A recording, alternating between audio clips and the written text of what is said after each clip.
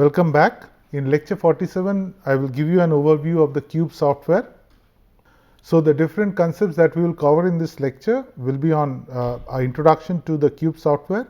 We will discuss about the different components of the Cube software, the Cube software interface, and then we will talk about how Cube software is integrated with ArcGIS and how that could be used for both for data editing as well as data visualization. We will talk about the different Cube extensions, and together with all these extensions, we can actually develop a land use transportation model. So, a land use transportation integrated model in Cube through using Cube Land, that would be our final topic. So, to introduce Cube, we have already discussed about the base concepts of our transportation software, which can be done using a transportation software, and we have discussed about the capabilities of Cube as well as PTV VSUM as well. So, to introduce Cube, it's a comprehensive and integrated platform for developing wide range of transportation planning models. So, that means it is not one component, there are many components, and using that we can do different types of analysis that is required within the overall gamut of transportation planning work that has to be undertaken. And the Cube is a popular model which is used worldwide in many places, and in many cities have adopted Cube as to model the travel demand, and it is also used in many places in India as well.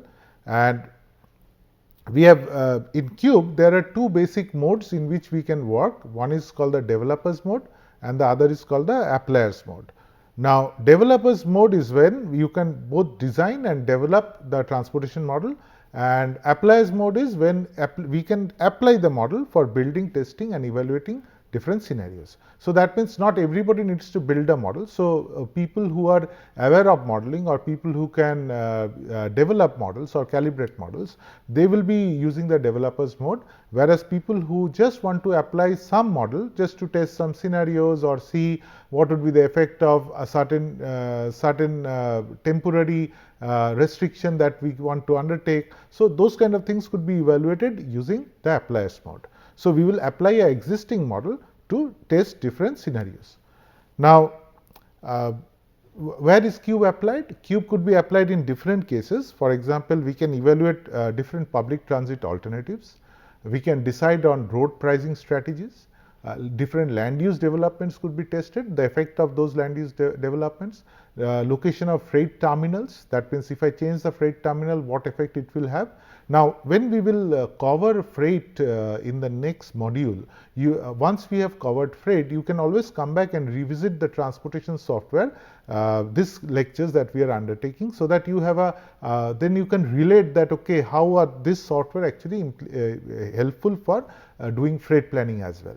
So, just to give you a short overview, this freight terminal locations actually determines what kind of cost that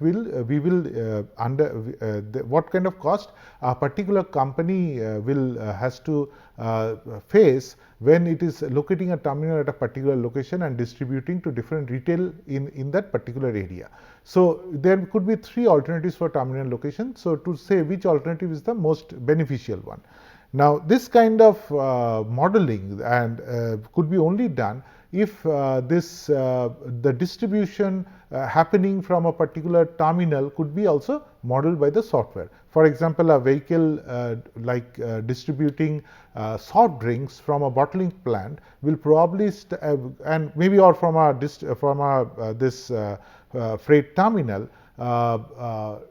If it's or just from that particular company, it will do a restocking tour and go from one retail store to another. So, it has to be modeled at one go. So, that kind of modeling and location of those terminals or warehouses or those industries actually do play a role in what kind of trips would be generated. So this kind of models could be also done. Then we can do freight forecasting, of course, and this is primarily used in Cube. We can do a commodity based model. There are different kinds of freight models. One is a truck based model, and it is similar to passenger travel demand. There is a truck travel demand model, like which zones attract what truck and so on.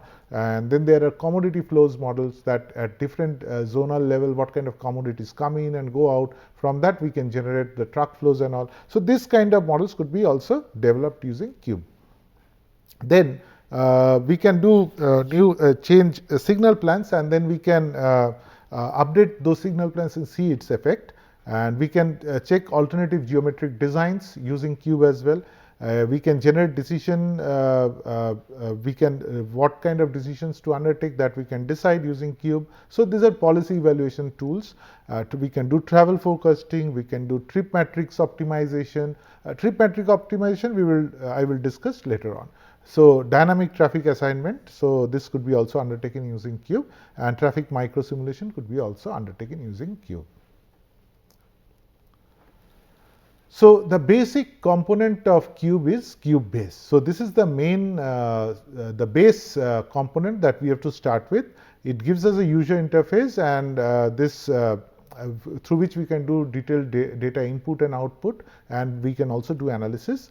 And it can call Cube GIS. So this is where data editing, mapping, and all these things is possible. So there is the GIS component of Cube through which we can develop the networks, we can draw the networks and so on. Then there is the application manager, where we can design, document, and calibrate the models. So that means there are some models already built in. We can now do a little bit of calibrate those models, and then we can also use those particular models, and we can change those certain models. And then there is scenario managers, through which we can actually create, run, and manage different scenarios. And finally we have got Cube reports to add different reports that could be also generated using that. So two more features of this Cube software is it could be located in the cloud. So the models, data, everything could be shared, and different users can have different access, or it could be a cluster based model. It's two different architectures. So things could be stored in clouds and shared, and cluster actually helps to increase the simulation or the computational capacity by running across multiple computer processors, and so that means it will reduce my cost of servers and so on. So this is the two features of Cube that are positive features, which is not there in many other softwares. So this is how the Cube interface looks. The topmost part is the one from where we control different things. This is called the ribbon. So over here, if you see in details, we have got generation, distribution, freighter, matrix. So these are the different broad components which we can actually design. So we will see those later. So over here you can see the application manager. This actually shows us that what is the kind of framework that we are using right now, how the different components, which of the components are currently in use, and what we can and how these are linked. So this is the manager, where you can see the different scripts that are being utilized, and then there are trip ends and trip. This is trip ends, and then trip generation, and all these things we can see. So this is the trip distribution component that we can see in details, and this window actually shows the data that is shown in the map. This is the mapping window, and we have a data manager from where we can connect the different data databases and all, and then we have the scenario manager. So these are the different interfaces of the Cube, the different parts of the Cube interface. We also have got the applier mode in Cube. That means we don't need to modify the data and all. So this is the applier mode where you can just input data required, and the models run with preloaded algorithms and with the same model architecture, which can be altered within limited available options. So we can load the highway networks, we can load public transit lines, we can load demographic data, and we can give in certain kinds of data sets, and then we can also run this kind of models. And so this is using the existing model system that has been developed already. Now this is running Cube in applier mode, And then we can also run Cube in developer mode, where you can see these details, where on this side you can see that we have got highway network data, PT lines, public transit system, public transit access links, how do you access the different stations, fares, public transit walk access, public transit auto access, intersection data. Then there is certain, then once that is there, then there is the impedance files on public transit walk, auto, this highway cost and speed, seed matrix, And so this actually, there is a feedback loop, and then see feedback loop with congested cost, and this actually comes here, and again these values are updated. So using that, we can run a Cube land software, we can do trip generation, trip distribution, mode choice. So over here we can do see the entire model system, how these are connected with each other and what data is going where, and this entire framework is visible, and we can also modify this as per our requirement. We can click on each one of them and we can get into details, and we can modify those parameters as well as the model structures, and this is running Cube in developer mode. So this is the interface that you get when you run Cube in developer mode.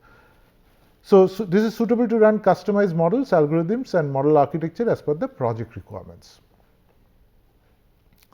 Then we have got Cube catalog. This is basically the help files that it gives us a lot of resource using which we can actually learn the system. So in Cube and ArcGIS, Cube uses ArcGIS. So Cube uses the ArcGIS engine to actually do all sorts of mapping. So the benefit of this is we can develop a shapefile or a map in ArcGIS, and we can import that back to Cube and vice versa. So this kind of this actually makes our work very easy. That means people who have already developed maps in ArcGIS can actually import them directly into Cube, and so we do this in the GIS window of Cube. So Cube, as I was showing in the interface, there was a GIS window, and we can import the data from ArcGIS directly. And ArcGIS ESRI engine in Cube helps in displaying the map, describing geographic information stored in geodatabases, shape files, CAD files, raster images, as well as other created map elements. So all these things could be also displayed in Cube. So more or less all the capabilities of ArcGIS is also there in Cube, many capabilities. So Cube can also, in addition to all this, because GIS is basically spatial data along with data. So that means that means for each point, each line, there is a database or a table behind it, right? So in addition to that, Cube can also store data in private geodatabase in MS Access MDB format. So Microsoft Access is basically a database. So we can also store data in that, and in enterprise database solutions such as SQL, Oracle, and others. So we can also link this when in case of very large amount of data, we can also use this kind of RDBMS systems. RDBMS is relational database management systems. So this the created GIS map in Cube can be saved and shared with other analysts to work in different devices as well. So that means the same map could be shared by different people. So over here you can see we have got ArcGIS. We can have this is for the maps and some amount of data. We can have additional data in MS Access, like in MS Access is a full-fledged database. If you can explore that, you will see that there are tables. Then the tables are linked also. Like for example, one could be a list of households, and then one could be a list of individuals. Then there could be an ID linking each individual with each household. So then we can, once we have that, we can have very complicated query systems like search a person whose income is this, belongs to this particular category, and so on. Or we can categorize different socioeconomic groups in different complicated ways. So once we do that, that could be actually linked with ArcGIS. So this becomes my database for the spatial representation. So this is possible. Once it is done, then based on and Microsoft Access, because we are doing transportation work, we also have data on travel demand and so on, socioeconomic databases. So that actually could be stored in Microsoft Access. And then the data on the zones, the administrative zones, the TAZs that we actually use, that could come from ArcGIS. The network data, that is also coming from ArcGIS, because we are drawing the links, nodes, everything in ArcGIS. And all this is used by Cube base or the Cube system, you can say, Cube Voyager as well. and then using that we can do spatial analysis, or we can run the models and we can get our results of travel demand or travel or vehicle flows in different corridors or links, and then we can do also spatial analysis. So this is how ArcGIS and Cube is integrated. So what kind of data that could be edited in GIS? This could be roadway network data, including length of the roadways, number of lanes, road types, so on. Then intersection data, like we can model signal timings, priorities, turn prohibited, geometry of the intersection. Public transit lines, the route, the stops, frequencies of buses or whichever public transit. Then access connection to and from public transit station. I was showing you that there was a list of access links, access cost and everything. Then the polygon boundaries, polyline boundaries for different marking, different TAZ zones, and for demographic data, spatial generators and so on. Then this is how what kind of data could be edited in the GIS part, and then we can also develop a lot of thematic maps. For example, we can do thematic mapping and using histograms and pie charts. We can do path building and skimming. We can show paths and isochrones. We can do bandwidths and dynamic displays, show volume of by direction and congestion levels. So we can mark it along in the links. We can mark different levels of volume by increasing the width of the link maybe, or we can also show the congestion levels as well. Then we can do desire lines and intersection displays, where we can see the turning flows, level of service of the intersection and so on. Public transit line information, where we can see the route, the number of boardings that take place. Then we can also embed videos and photos and other media in our maps as well. So this is how the entire capabilities of GIS is there in Cube as well, and we not only we can use this data from shapefiles or data from some databases, but also we can analyze the data, and once the analysis is done, we can also represent them in nice thematic maps or nice statistical analysis like histograms. We can create those pie charts and all from the basic statistical analysis, and that also could be displayed. So some examples. This is where we can import the base maps. See here you can see that we can import the base maps. We can import satellite imagery. We can import street maps, and this we can directly put inside our software. So we don't need to build everything from scratch. We can import existing databases directly into Cube as well, or existing street maps into Cube as well. Sorry. So this is the GIS toolbar. So in the first box, this one, this part, we can see that we can import and export GIS data, CAD files, raster files, shape files, geodatabase data. So all these things could be imported directly into Cube as well. Then this is the tool where we can create and edit the transportation features like nodes, transit, links. All these things could be edited from over here. And then over here we can also do edit and create GIS maps inside Cube as well.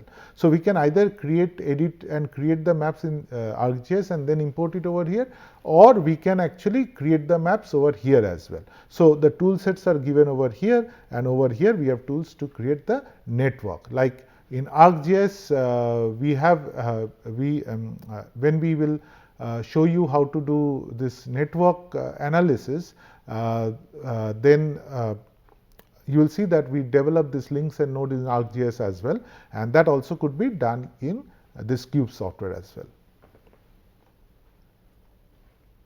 So this is an example of how transit network could be visualized. So you can see the volumes, you can see the total loads at different points. So this you can see by different representations. So this is one example of transit network visualization. Then this is an example of how you can visualize the different roads. Like we can have volume bandwidth, we can have directions, we can also represent them in different colors and so on. Then we can also do this analysis visualization. That means once we have completed the analysis, we can generate thematic maps. For example, this is a map where the volumes are shown, different widths are given for different volumes as you can see over here, and then along with that we are using this pie charts where we can actually show the different kinds of trips like walk trips, school trips and all. So the percentage share of each trip could be shown along with the different links. So this is a tool to customize the visualization of the analysis result, and we can create animation for the simulation results as well. So this is what we can do over here. So this GIS tool, this analysis box, we can do all this. So this we are not learning how to do this in this particular lecture. It is difficult to teach so many features in such a short time. So I will just show you the capabilities that are there, and if you get a chance, you can also explore this software on your own. So these are the things you can do in a GIS software.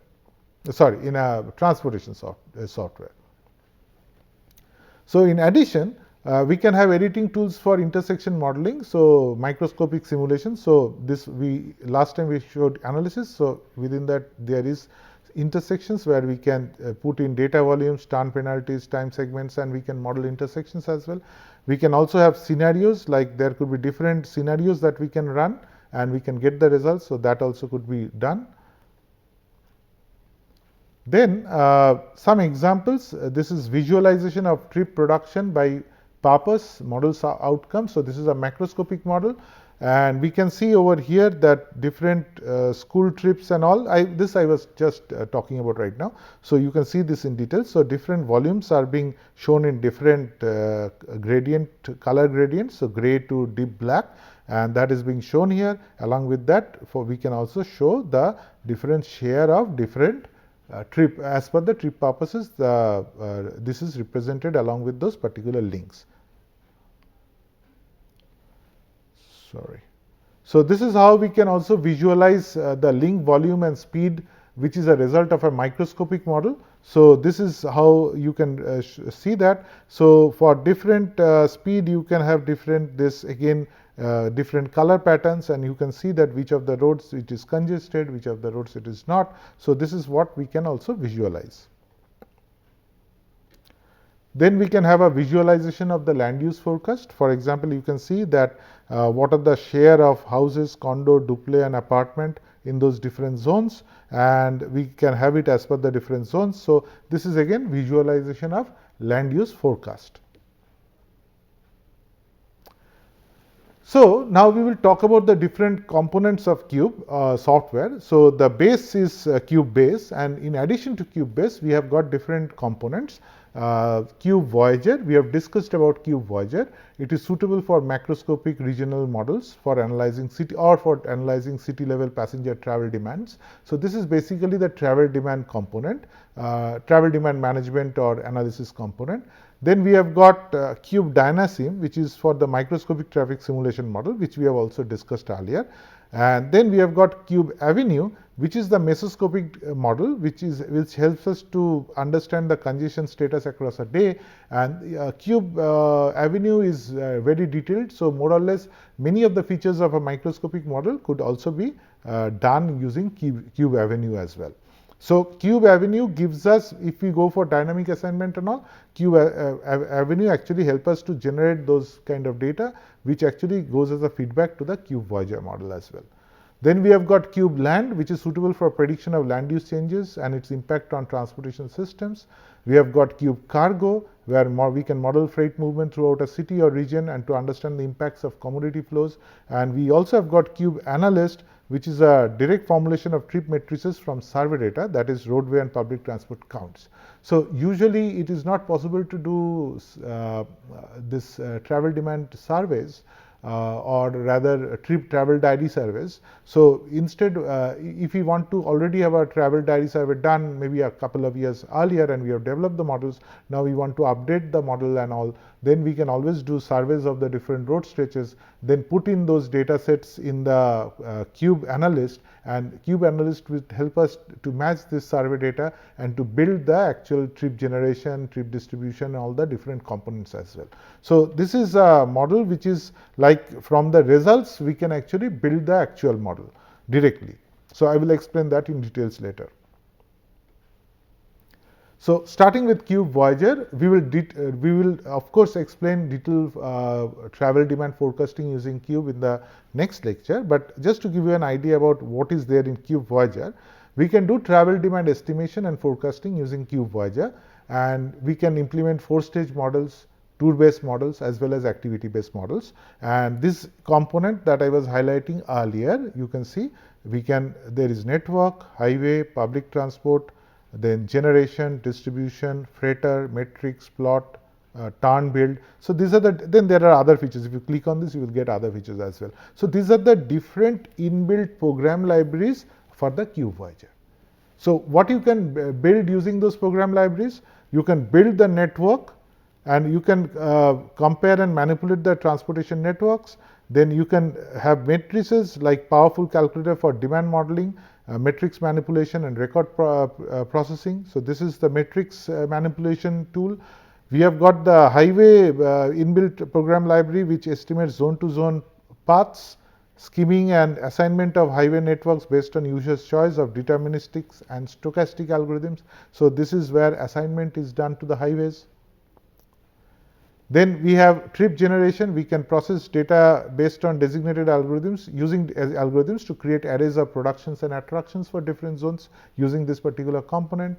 Then trip distribution, where we can, based on the designated algorithms, we can have OD matrices that we can generate. Then we can use freighter model, where we can modify the matrix based upon a set of production and attraction growth factors. So we are in trip distribution, we have explained the formula for freighter model, where we have shown that there is a factor from production, then there is a factor from attraction, and then we have to iteratively model it, and then actually that help us to develop this kind of OD matrices. So then we can also have combined mode and destination choice models, where we have hierarchical nested multinomial binary mode choice models. There could be generalized cost mode choice models using aggregate logic techniques as well. So there is different capabilities which are there in the system.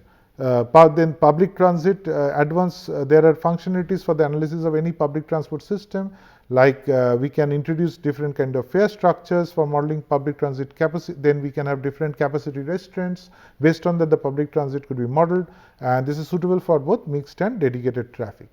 And then there is this pilot tool which is used for controlling the modeling process, calling modules and running script. So if you remember from our land use transport frameworks, when we discussed that, we said that there is real estate model, location choice model, traffic model, and so on. But there has to be a central controller which controls or gives instructions which to run when, in what sequence it has to be done. So that is what pilot is. So pilot helps in controlling the modeling process. It will helps in linking up the different modules or the components and how the data flows between these particular components. So this actually calls the different modules as well as run the different scripts. So then we have got Cube Analyst. You can take a look at this particular screen. First, let me tell you what Cube Analyst is. Cube Analyst calculates the most likely travel patterns between neighborhoods from count of cars on roads or passengers on buses and trains. That means if I get counts of passengers from the roads, and then from our transit networks, if I load those data, then automatically it can tell me that what kind of travel pattern is there from one neighborhood to another or from one zone to another. So that is, you have to load this particular data, like you have to have a network file, then you have to load the original trips, estimated trips are estimated, and then we have this is a static method. There is maximum likelihood method is utilized to determine, okay, because of this kind of flows that we are observing, what is the actual generation at different zones. So that you, based on probabilities and all, it will actually do those estimates. So so we have got turn flows at different intersections, network flows, and then other things like highway trips, trip ends. Trip ends means when there is a shopping mall, or any kind of facility, we can also estimate how many trips actually go there. So we can do surveys of those particular facilities. So from there we can get that. From highway flows could be got by surveying at screen points and so on. So these are the data that could be entered into the system, and it will generate us this OD matrices. So just to give you just to detail it out, the first step is to load a trip table on the network to get basic OD metrics using Cube Voyager. And what Cube analyst can also do is, if we already have done this, then a Cube analyst can adjust the trip table for better match with the actual observed values. So that is also could be performed by Cube analyst.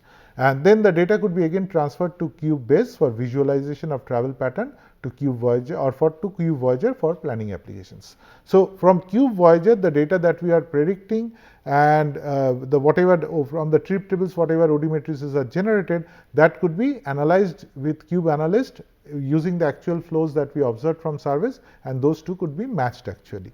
So Cube analyst does static estimation of private and public transport matrices using maximum likelihood method, whereas Cube analyst drive where we can do also dynamic estimation using data assimilation techniques. So these are the two techniques that are being used, and the input data is trip end data, means what kind of data this Cube analyst takes in to give us the modified OD matrices. These modified OD matrices are finally used for forecasting and all. So this trip end data, traffic count data, path data from origins and destinations. So these are the different kind of data that is inputted into analyst, and we get more modified OD matrices which matches with our which could be also integrated with a forecast, and so that our model is more robust and actually matches the conditions that we observed in the network.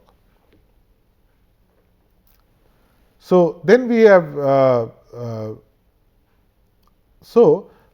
in Cube Avenue, this is the macroscopic model for Cube, and as I told you, this has got many capabilities almost similar to the microscopic model. So this is our next extension, Cube Avenue.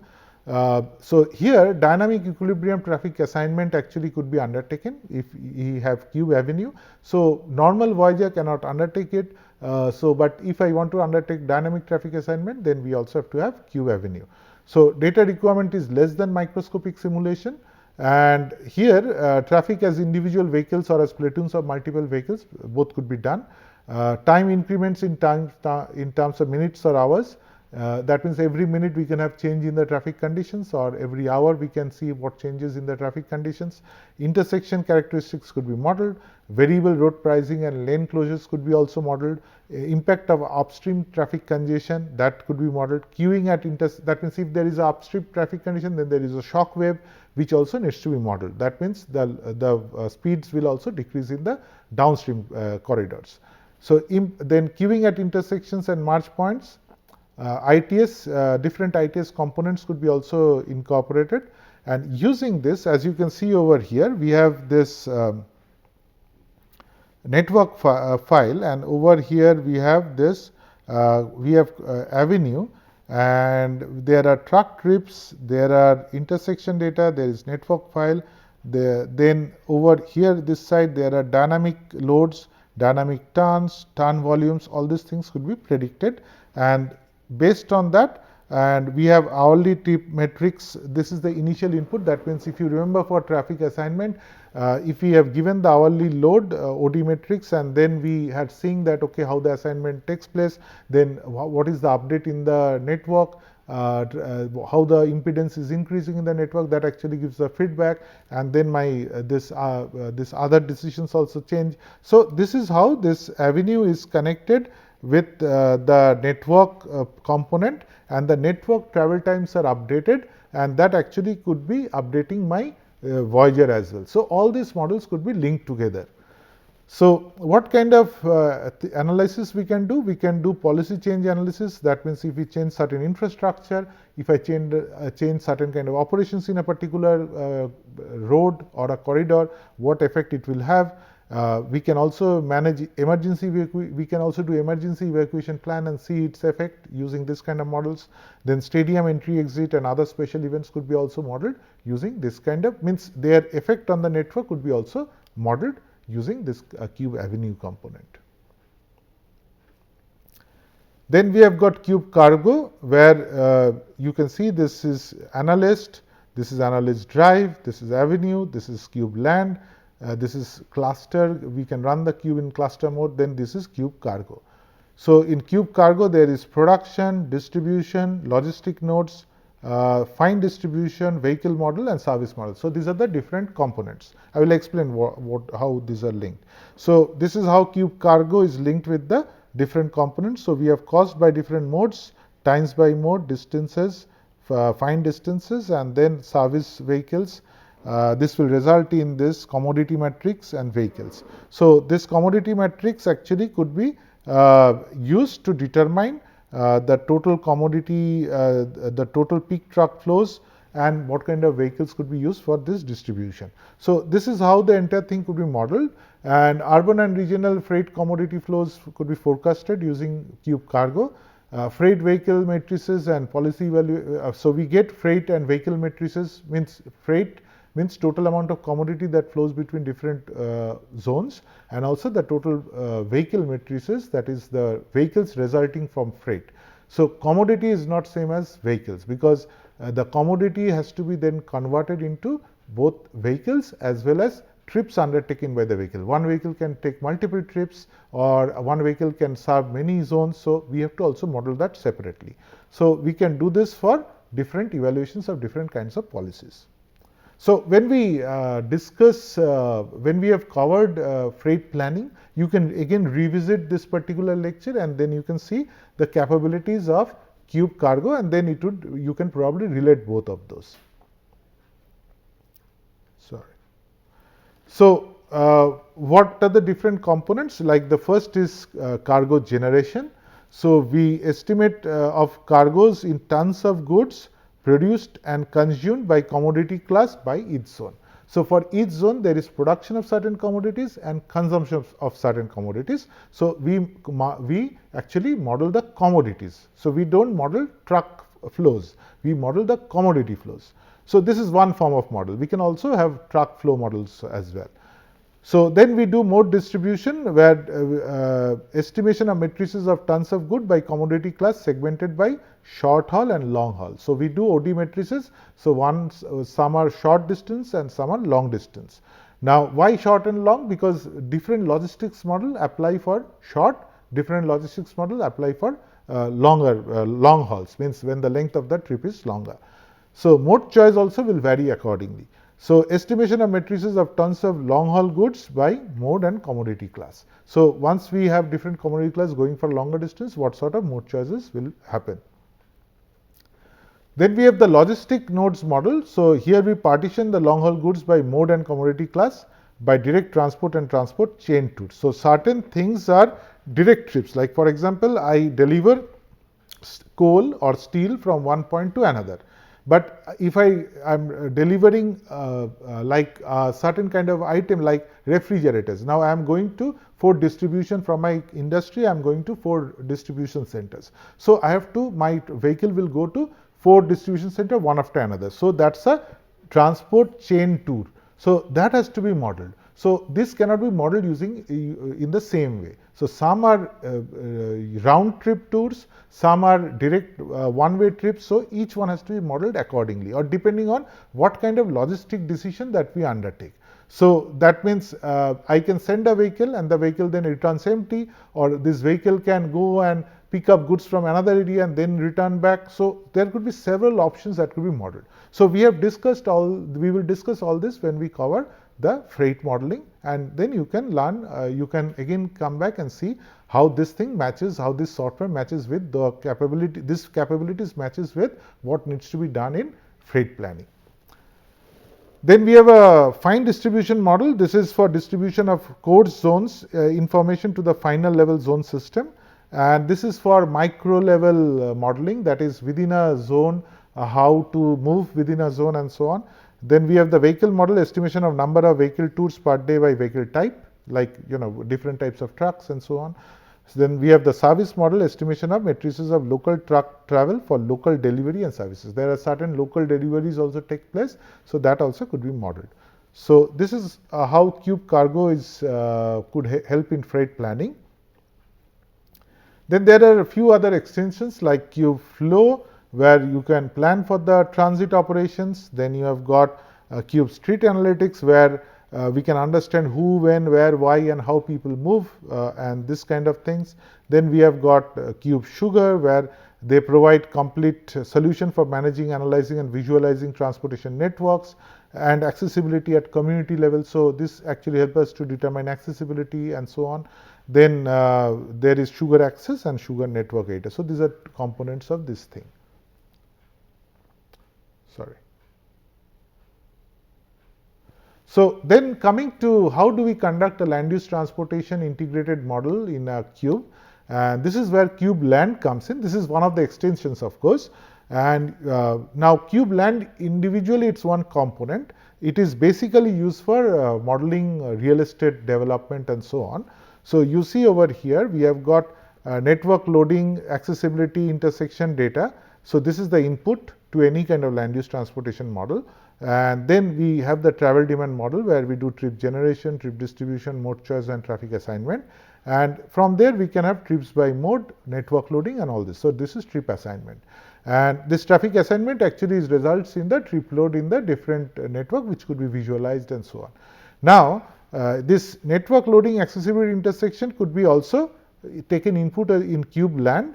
And along with that, there is input from socioeconomic profiles of samples, travel analysis zones, all these things. This basic demographic and other administrative zone details could be also taken in Cube Land. When we take that, we can model using this, can model the real estate developments, and then using a walk and residential location choice model, we can actually decide where people will redistribute themselves, or what would be the total household in each zones and so on, final. And then this actually goes as input to the travel demand model, which eventually help us to determine what kind of flows are there in different corridors. So Cube Land, this is where interaction of urban land and transportation system happens. Cube Land can actually model, or rather consider economic growth, changes in population, employment and wealth, changes in population, employment and wealth in a particular area, then urban growth management policies, specific real estate projects, and transportation projects. So this could be handled by Cube Land, and we can evaluate different smart growth principles and toll road infrastructure, if you want to introduce those, what effect it will have, sustainable community development, greenhouse gas effects, and gentrification analysis could be also analyzed using Cube Land. So this is how Cube Land is placed in the overall framework. So we have got Cube Land, and then Cube Land inputs from that goes into the trip generation model, and then subsequently trip generation, trip distribution, everything is connected, mode choice. So all these models are connected both and they have feedback from each other. So this is how it is done. And for Cube Land, the entry is basically the socioeconomic totals. That means this actually goes into this model, then zones, then highway level of service, then public transit level of service. These actually are things which influence decisions on real estate, that is could be modeled using Cube Land. So this is a tool for integrated land use transportation modeling. Different econometric modeling techniques are applied in Cube Land, and this is integrated with all Cube, Waze, Voyager, ArcGIS, so on, and other components. And we go for equilibrium convergence over here. So as we have talked about equilibrium and disequilibrium when we are developing this real estate models and all, so equilibrium is considered. So to conclude, Cube offers a modeling framework which is easy to follow due to its interface. And Cube, along with its extensions, offer different tools and capabilities to carry out an integrated land use transportation plan. It also offers a custom scripting language to customize the models and their connections, and full GIS support through ArcGIS engine. And Cube Voyager could be used for both the 4-stage travel demand modeling and advanced tour-based and activity-based model. And we will take this up in detail in the next lecture. So this is some reference. You can go to the CityLabs website and you can look into the software. Thank you.